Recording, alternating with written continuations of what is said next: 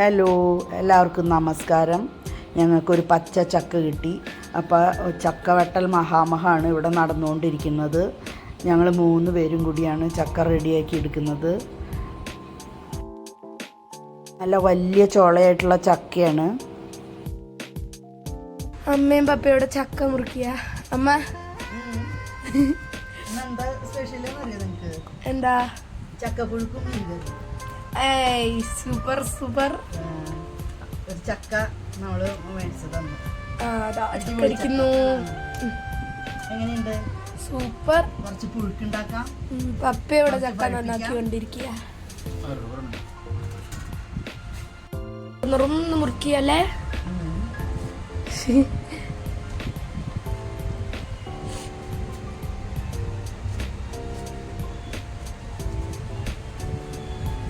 ചക്ക മഹോത്സവം നടക്കുക അവിടെ അല്ലേ?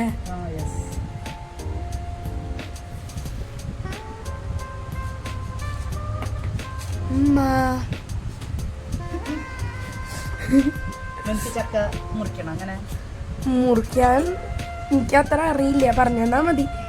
അല്ല വേണ്ട, നീ ഷൂട്ട് ചെയ്താ മാത്രം മതി. Shooting, photography. കുഞ്ഞാവേ, അതിൻ്റെ ഇതില്ലേ ചവിടി എന്നാ പറയുക, അതിന് അതൊക്കെ ഊരി കളഞ്ഞ് വൃത്തിയാക്കിയിട്ട് ഇങ്ങോട്ട് കേട്ടാ. ഇതിലേക്കിട്, ഞാൻ അരിയാം. ഇതിലേക്കിട്. അങ്ങനെ എന്നാലുള്ളത്.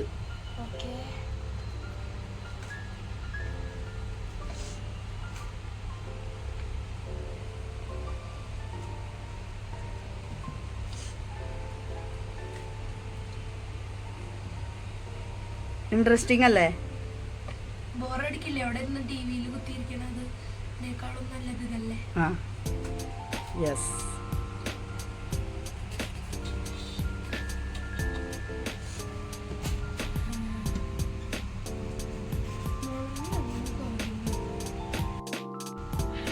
നാട്ടിൽ നിന്ന് എത്ര ചക്ക കഴിച്ചിട്ട് വന്നാലും ഇവിടെ വെച്ച് ഒരു ചക്ക കിട്ടുമ്പോൾ ഭയങ്കര സന്തോഷമാണ്.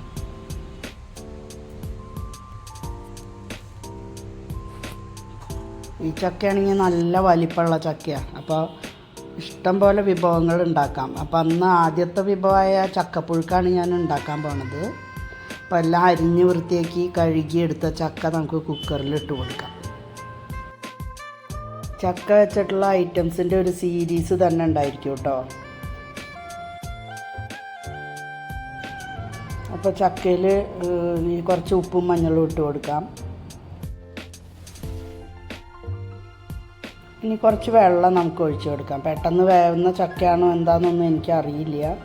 കുറച്ച് കറിവേപ്പില ഇട്ട് നല്ലതുപോലെ ഒന്ന് മിക്സാക്കി കുക്കർ അടച്ച് നമുക്ക് ചക്ക വേവിച്ചെടുക്കാം. ചക്ക വേവുമ്പോഴേക്കും നമുക്ക് അരപ്പ് റെഡിയാക്കാം. അതിനായി മിക്സിയുടെ ജാറിലേക്ക് ചിരകിയ തേങ്ങ ഇട്ട് കൊടുക്കണം. അതിനുശേഷം കുറച്ച് പച്ചമുളക് നല്ല എരിവുള്ളത് ഇട്ട് കൊടുക്കാം.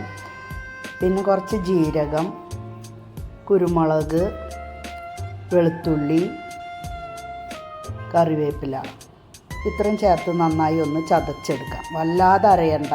അങ്ങനെ നമ്മുടെ ചക്ക വെന്തു നല്ല ലുക്കായിട്ടിരിക്കുന്നുണ്ട്.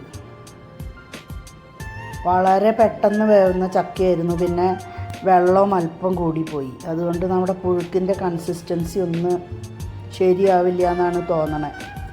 അരപ്പ് ചേർത്ത് നന്നായി ഒന്ന് മിക്സാക്കി കൊടുക്കാം.